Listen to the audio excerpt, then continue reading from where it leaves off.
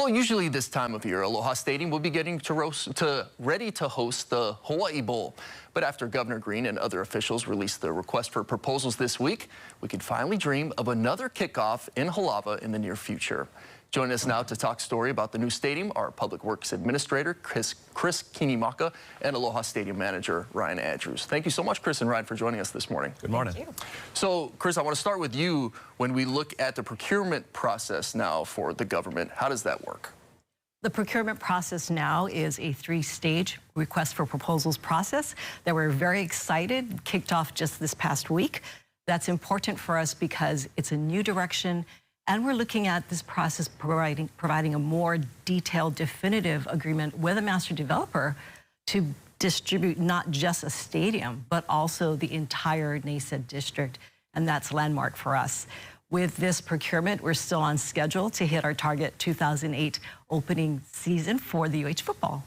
Yeah, so getting on that schedule, right, we're looking at 2028, hopefully, for the Rainbow Warrior football team. What do you feel like is most important to stay on that target? For us, it would mean that our team would have to stay on target because we're still very busy doing due diligence to support all of the development and the team that we're going to be partnering with.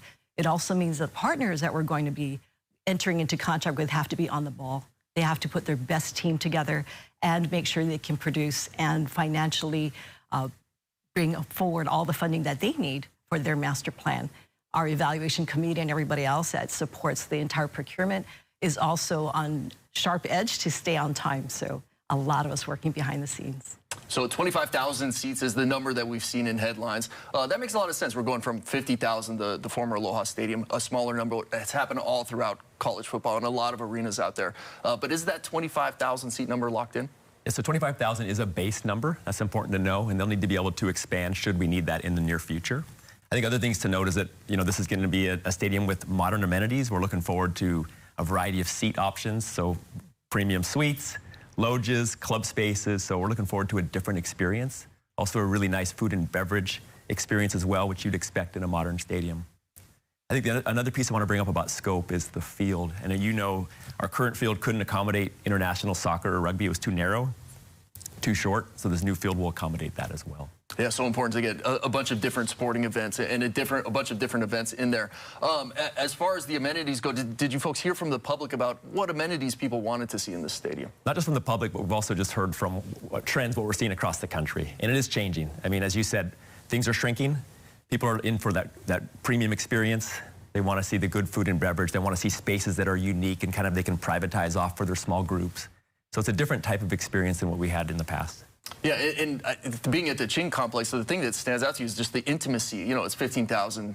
The intimacy right there is really apparent, especially when you get in a big cavernous, like 50,000 seat stadium. The experience is a lot different. So I think that the 25,000 seat, if it is that minimum, a lot of people would enjoy it. But from now until we get towards 2028, there's going to be a lot happening. There will, of course, be deconstruction of the stadium, then construction. What happens between now and then? It's just as far as all the events, including the swap meet out there. We are still in business. I like to make people to know that. We still have the swap meet going 3 days a week. We get 1 million people a year to visit the swap meet. We also have a variety of events. We had 5 concerts last year. We have a few more slated for early in 2024. Right now we're doing the Holiday Light Show that goes on through Christmas.